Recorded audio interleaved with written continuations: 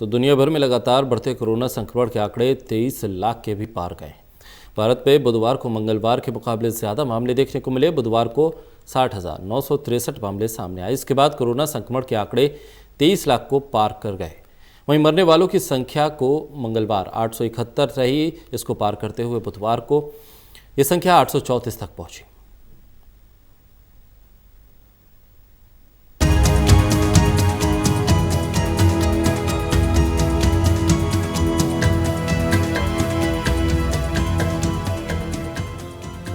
Corona संक्रमण के मामले देश और दुनिया में तेजी से बढ़ रहे हैं। दुनिया भर में मरीजों की संख्या 2.5 करोड़ को पार करने के बाद बुधवार को कोरोना संक्रमण के मामले एक बार फिर से 60,000 के पार पहुंच गए।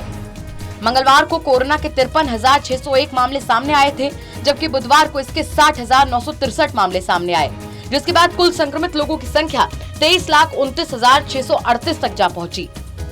अगर पिछले कुछ दिनों के संक्रमित लोगों के आंकड़ों पर नजर डालें, तो मंगलवार को जो स्थिति बेहतर दिखाई दे रही है, वो बुधवार को एक बार फिर से 60,000 को पार कर गई। 6 अगस्त को 56,282 नए मामले सामने आने के बाद संक्रमितों की संख्या 19,64,536 हो गई। 7 अगस्त को 62,538 नए मामले सामने आने के बाद संक्रमितों की संख्या 20,27,074 हो गई। 8 अगस्त को 61,540 नए मामले सामने आने के बाद संक्रमितों की संख्या 20,88,614 हो गई। 9 अगस्त को 64,396 नए मामले सामने आने के बाद संक्रमितों की संख्या 21,53,010 हो गई। 10 अगस्त को 62,064 नए मामले सामने आने के बाद संक्रमितों की संख्या 22,15,074 हो गई। 11 अगस्त को 53,601 नए मामले सामने आने के बाद संक्रमितों की संख्या 22,68,675 हो गई। 12 अगस्त को 60,963 नए मामले सामने आने के बाद संक्रमितों की संख्या 23,29,638 हो गई। पिछले कई दिनों के बाद हर रोज 60,000 से ज्यादा मामले सामने आने के बाद मंगलवार को मामले कम हो गए थे, जबकि बुधवार को एक बार फिर से आंकड़े 60,000 को पार कर गए। जहां 7 अगस्त से 10 अगस्त तक लगातार 60,000 से ज्यादा मामले सामने आ रहे थे, वहीं मंगलवार को 53,601 नए मामले सामने आए, जबकि बुधवार को एक बार फिर से 60,000 से ज्यादा मामले सामने आए। वहीं जिन आंकड़ों ने सबसे ज्यादा चिंता पैदा की है, वो है देश में मरने वाले लोगों की संख्या। सोमवार को 1,000 से ज्यादा लोगों के मरने के आंकड़े के बाद मंगलवार को 871 लोगों के मरने के आंकड़े सामने आने के बाद इसमें थोड़ी कमी देखने को मिली, जबकि बुधवार को एक बार फिर से उससे कम देखने को मिले। बुधवार को 834 मामले सामने आए। पिछले कुछ दिनों में मरने वालों की संख्या पर नजर डालें तो पता चलता है कि कैसे आंकड़े 2 दिन से कम हो रहे हैं।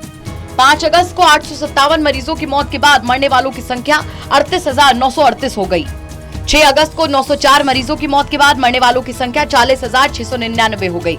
7 अगस्त को 888 मरीजों की मौत के बाद मरने वालों की संख्या 41,585 हो गई। 8 अगस्त को 933 मरीजों की मौत के बाद मरने वालों की संख्या 42,518 हो गई। 9 अगस्त को 861 मरीजों की मौत के बाद मरने वालों की संख्या 43,379 हो गई। 10 अगस्त को 1,007 मरीजों की मौत के बाद मरने वालों की संख्या 44,386 हो गई। 11 अगस्त को 871 मरीजों की मौतों के बाद मरने वालों की संख्या 45,257 हो गई। 12 अगस्त को 834 मरीजों की मौत के बाद मरने वालों की संख्या 46,091 हो गई। ये आंकड़े बता रहे हैं कि 10 अगस्त तक मामले बढ़ने के साथ 11 अगस्त को कम मामले रिपोर्ट हुए हैं, जबकि कम होने का सिलसिला बुधवार को भी जारी रहा। हालांकि एक्टिव मामलों की संख्या थोड़ी राहत देती है। देश में एक्टिव मामलों की संख्या ठीक होने वाले लोगों की संख्या की दोगुनी बनी हुई है। देश में मौजूदा समय में 6,43,948 मामले एक्टिव हैं, जबकि ठीक होने वाले लोगों की संख्या 16 लाख को पार करते हुए 16,39,599 तक जा पहुंची है। बुधवार को ठीक होने वाले लोगों की संख्या 56,110 तक जा पहुंची।